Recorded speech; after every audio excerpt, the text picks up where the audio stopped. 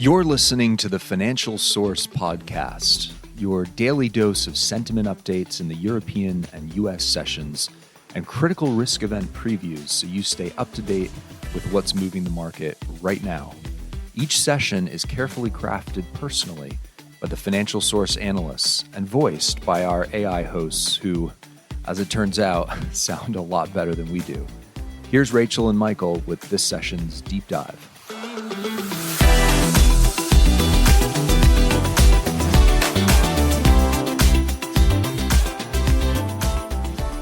Welcome to the Deep Dive.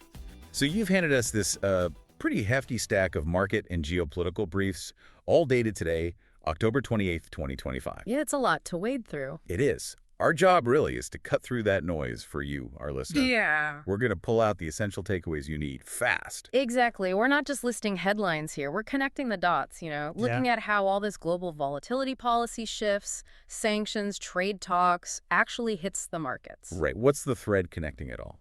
I think the core theme in these documents is how sharply markets are reacting to coordinated policy. Strategic talks, sanction tweaks, new trade groups. Yeah. It's all directly impacting currencies, energy, supply chains. Okay, got it. So for this deep dive, we've mapped out 4 key areas for you.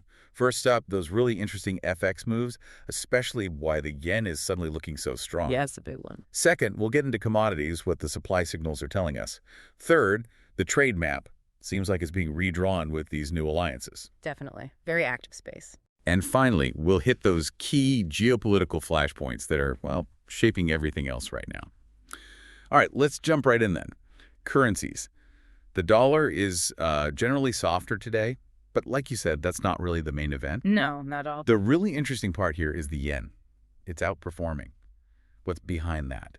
It feels like a shift. It is a definite shift, and it's driven by something very specific, that Trump-Takaichi summit in Tokyo. Ah, okay. This wasn't just your standard security meeting. Officials made a point, a very public point, of pairing security alignment with explicit economic coordination. That signal was loud and clear. And the market heard it. Instantly. Dollar-yen, it slipped down to the low 152s. And it wasn't just one thing driving it. It was a mix, really. Like what?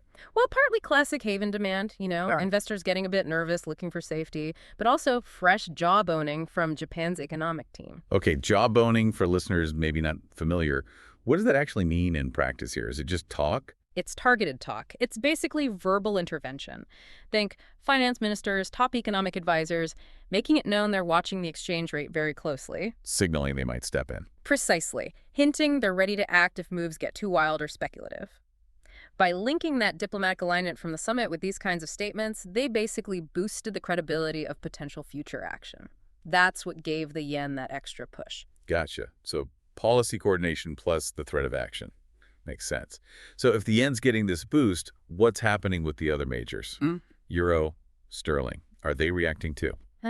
Mostly holding tighter ranges. The euro's pretty flat, really. That's just coasting into a quiet period for data. No big policy flags right now. Okay. Sterling, though, it's lagging a bit. And that seems to be a direct policy thing. Oh. What's driving that? Well, the briefs mention reports.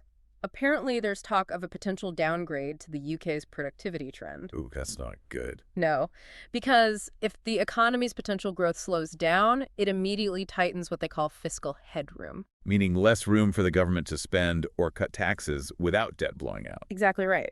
And markets are already starting to price in that potential squeeze, so sterling feels that pressure. Wow, okay. A good example of how those domestic worries play out in FX. Now, shifting over to Asia, the PBOC, China's central bank, they made a move with the yuan. They did.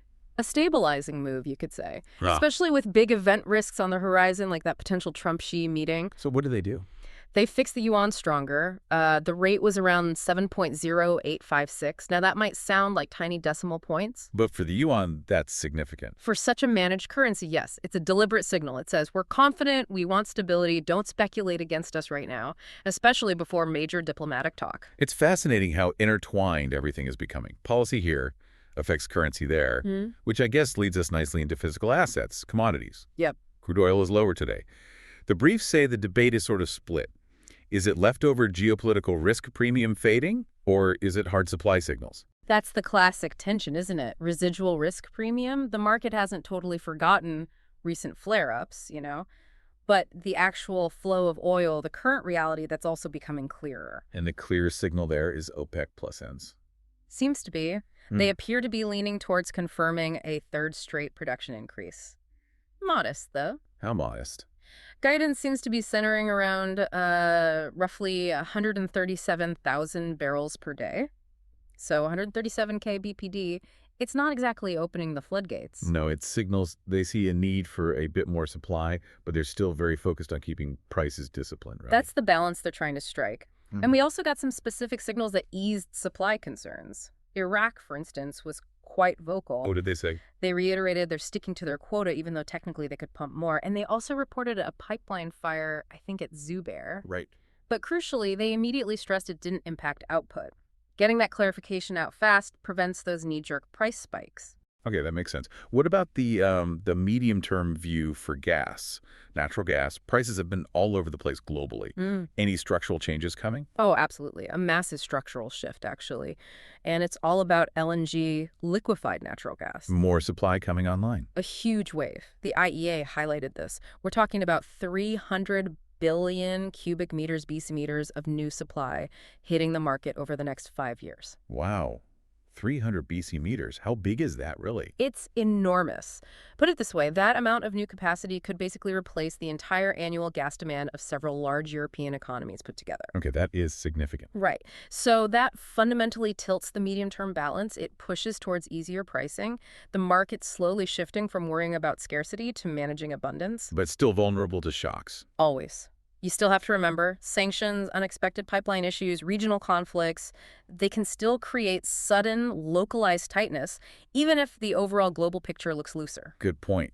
And just a quick check on precious metals. Gold was looking a bit heavy. Yeah, heavy is the right word. Suggests investors are maybe taking some chips off the table, moving to cash ahead of uncertainty. Waiting for geopolitical clarity. Exactly. Gold dipped briefly below, USD 3,900 an ounce. The dollar firmed up a little, which usually weighs on gold. And you have that major event risk looming, the Trump-Xi talks. Metals often ease off just before big events like that. Nobody wants to be caught on the wrong side of a major policy surprise. Right. Makes sense. That actually sets us up perfectly for our third area, this major reshuffle in global trade. Rise of alliance-based economics, maybe? Seems that way. Tariffs, trade deals. They're definitely front and center in these briefings, as they say.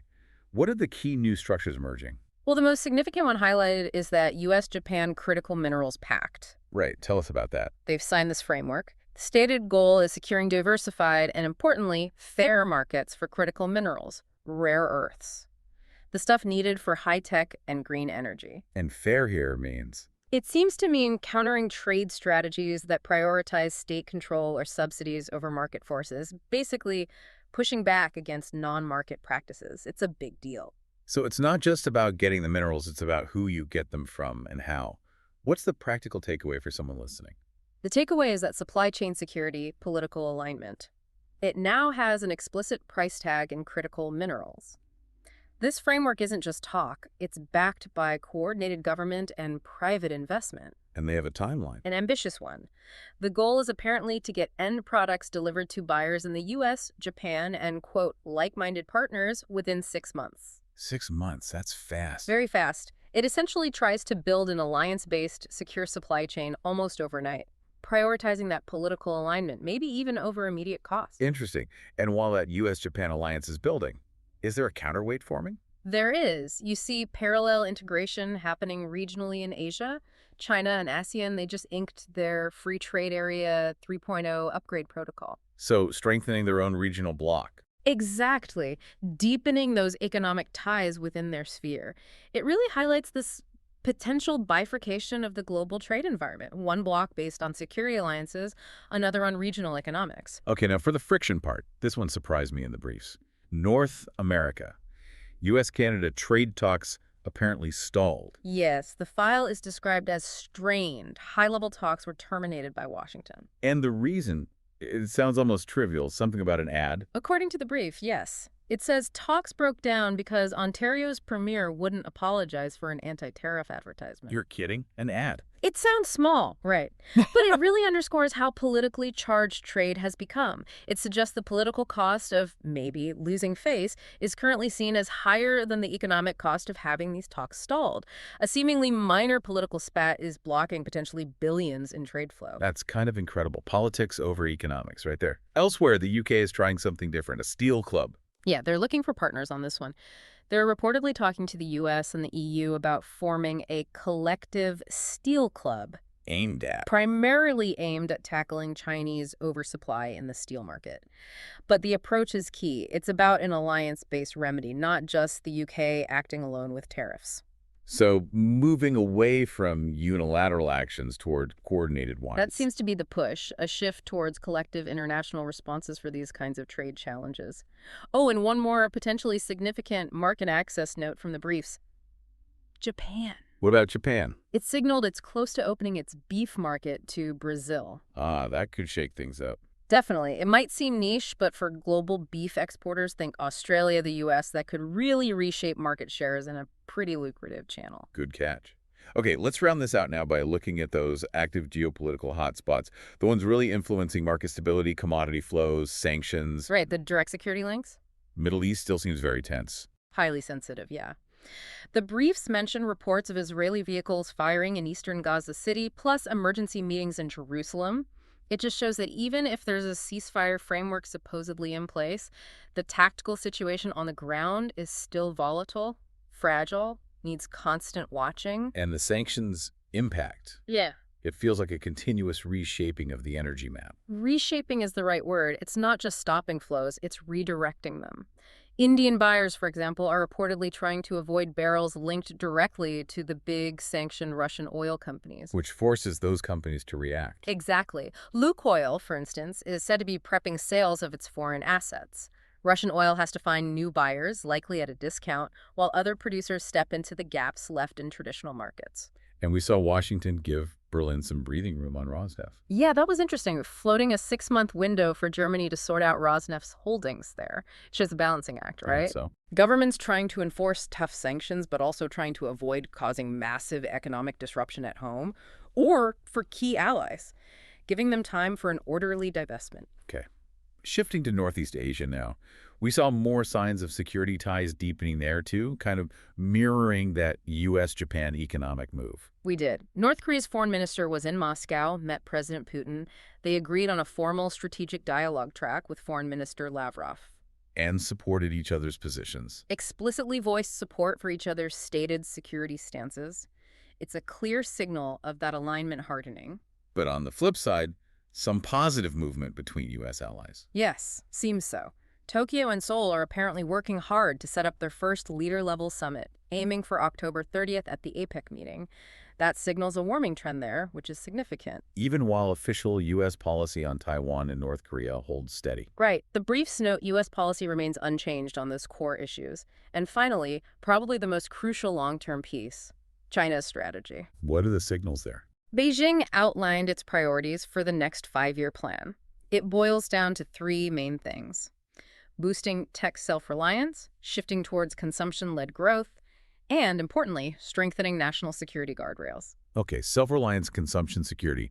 What does that combo mean for foreign companies and global supply chains? Well, it likely means more uncertainty for foreign capital.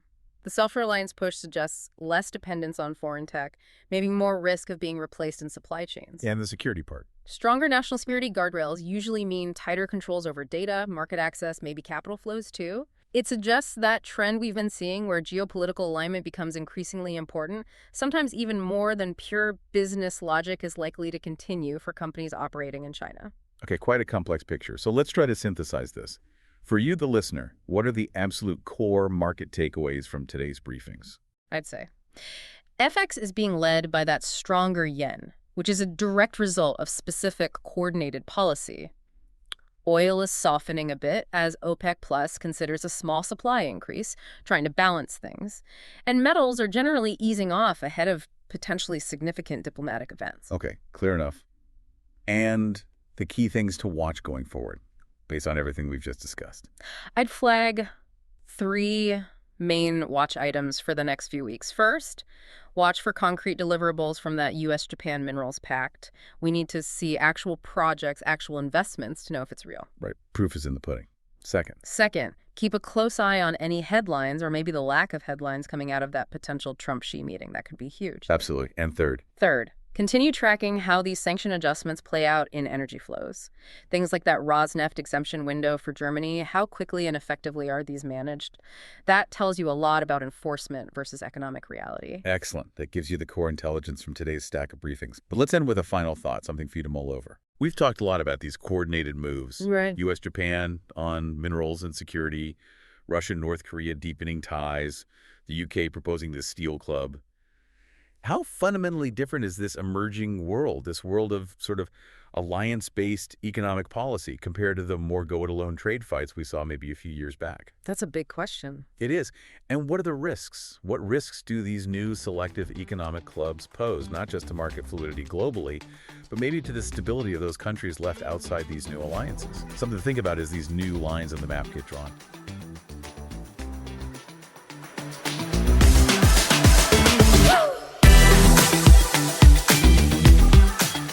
Thanks for listening to the Financial Source podcast. If this podcast helped you at all today, would you consider leaving us a review to help spread the word? Each month, we also give away different resources and indicators just to podcast listeners. So write into Financial Source at support@financialsource.co to claim your free gift today. Talk to you all in the next episode.